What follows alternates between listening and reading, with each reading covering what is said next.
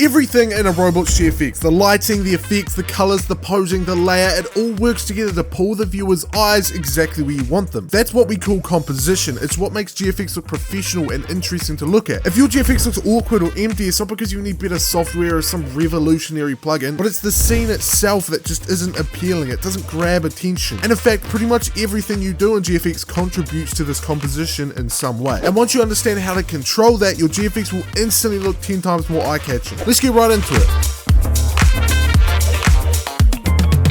So at its core, composition is just how you arrange everything in your scene. The characters, the background, the lighting, how all of it is laid out to guide the viewer's eye exactly where you want it to go. And why does that matter? Why do you want to guide the viewer's eye? Well, it's because people don't study an image when they look at it. They just glance at it, right? Especially on something like the Roblox homepage where they're just scrolling through hundreds of different games. If they see a game's GFX and their attention isn't immediately grabbed, they'll lose interest before they even process what they're looking at. So when you make GFX, you're not just placing a character in a scene, you're deciding what's going to catch people's eyes first. Without a focus point, your GFX just feels like a bunch of random elements with no clear direction or a story. A strong focus point controls the viewer's eyes so they don't wander around, so they actually know what they're meant to be looking at. It gives your GFX purpose and it makes people want to click on it. So the kind of key main idea to a strong focus point is using detail and contrast effectively. Your main subject should be sharper, more detailed, and just stick out a whole lot more, while background, less important stuff should be less detailed or literally just blurred using something like depth of field to reduce all the distractions. Here's sort of the main techniques to how to do that. Of course, there's a bunch of lighting techniques because lighting alone can really make or break good composition. I won't go super in depth here since lighting is a huge topic, but I'll definitely be making a full advanced lighting tutorial soon. But here are sort of the basics. Get your basic environment lighting set up. So that can be using an HDRI. Most of the time I'm just using a sun, which under the light properties of the sun, you can see the basic settings I have here, which is just the angle to 180 and the strength to 3 to 5. And you can see just doing that gives us a little bit of a natural rim light. If you just zoom in around the sides of the character, you can see it's slightly lit up on the edge of the character. Very, very slightly, but the whole idea is we're meant to then enhance that. But we're going to be using area lights down here now to make it look more appealing.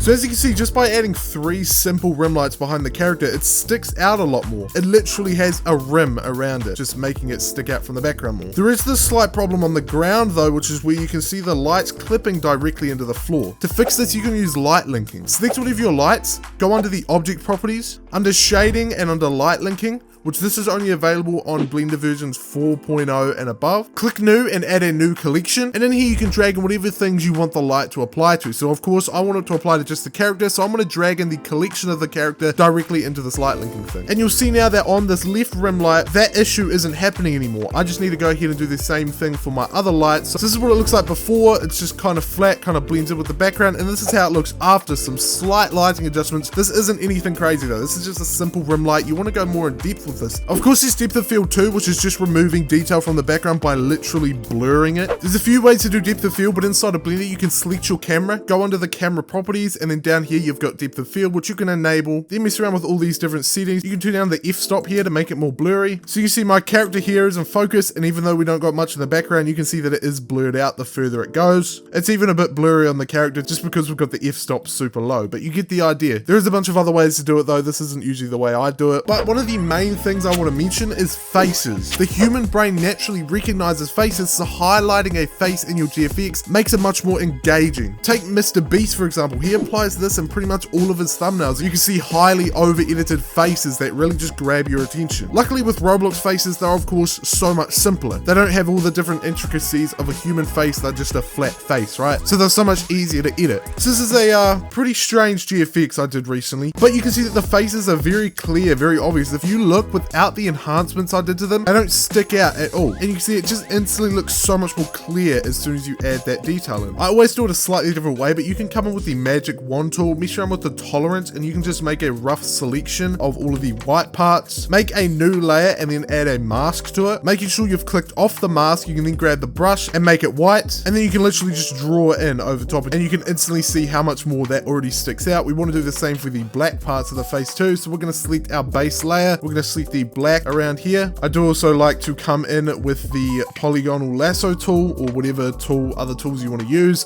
Hold down shift to add to the selection, and we can just come in and select the eyebrows or whatever other little parts of the face you have. You can then of course go do that for all the other faces too by just messing around with all these different selection tools. Like you can use the object select tool, which holding down shift to add to the selection, we can just drag over this and it automatically selects it for us. Super laggy, but there you go. And doing the same thing as before, we'll just add in a new layer, make this selection set as the mask. Come in now with a black brush and we can then just draw in over top. Now you can see that it is a little bit rough. That's why you don't always want it to be 100% pitch black, because what you can do is you can then set this layer to something like overlay or soft light, all depends on the scene. You can see with soft light, it kind of just blends it in a little bit more. So there's normal compared to soft light. Now that you know what composition is and why it matters, and of course a few techniques for a good focus point, let's talk about how to actually frame your scene properly. Because if your layer is weak, it doesn't matter how good your rendering, your lighting, textures, or post effects are, it's still going to look all over the place. So one of the easiest ways to instantly prove your composition is using the rule of thirds. Picture a grid over your image, 2 vertical lines and 2 horizontal lines splitting into 9 sections. The most visually interesting points are where those lines intersect. So you can select your camera inside of Blender, once again go under the camera properties and go down to viewport display right here. Scroll down to composition guides, which actually just above composition guides there is another little handy one called harsh split out, something like that, where you can increase it and then the rest of the stuff around the camera is completely black. This just helps you know what's actually in your camera, what's actually in your scene. So then under composition guides there is the rule of thirds, which you can enable, which just gives you this dotted grid where you can see the intersections you're going to try and follow. I'll put a few good examples of rule of thirds on screen right now where you can really see it used to the maximum. And I'll also show you a few of mine where I kind of went off track a little bit because I don't really follow rule of thirds perfectly all the time. It really annoys me trying to lay out everything perfectly. So that's why I like to see rule of thirds as not really a rule, just more of a guideline. Because actually some scenes do work better with central framing like this where it's all centered, because it can give off a more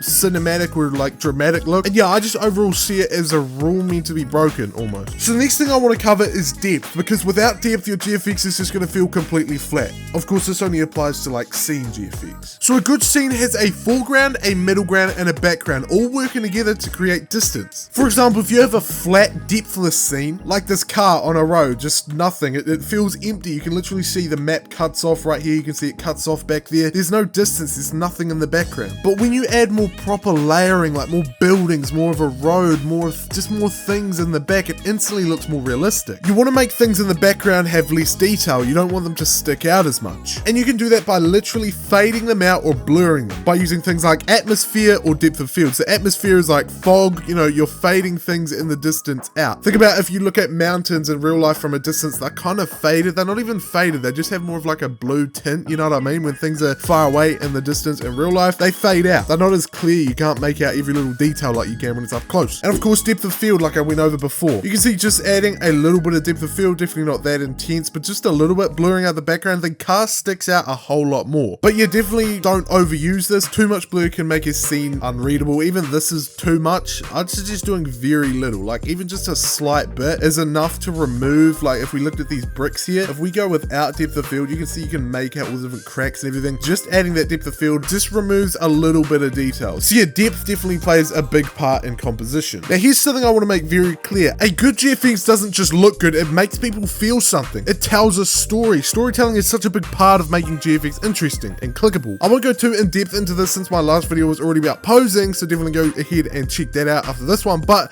it's pretty obvious, right, that posing tells a big story. So a pose where the character's running, like he's running away with a burger here, or jumping, or just doing something more interesting with more action is much more appealing than just a boring, neutral, stiff, just standing still pose. Like obviously looking in the back here, we've got a lot of interesting poses. We've got a girl that's just standing there, she's a bit boring, but you can tell just by her facial expression, she's like, oh, what's going on? You know what I mean? We've got a guy here being crushed by a box, and another guy who's already been crushed by a box. So it's got some pretty interesting posing. We've got someone flying here. I think a lot of this posing really does tell a story, and if we actually look, I think I did go a little bit off track. Yeah, I did. Actually, going back to this little car scene we made, another thing I do definitely want to mention before we start to wrap up the video is color theory. It's definitely a big thing I don't want to go super in depth into, but there's a lot of different techniques and things to know about color theory, which one of them is like complementary colors, which is where you get two colors that are opposite to each other on the color wheel, like blue and orange, red and green. Using these together can create contrast, which can make certain parts of your scene really stand out more. For this example, you can see that there is a lot of white in the background with all the houses, which really just doesn't let the car stand out as much as you'd want. So what we can do, we can change the color.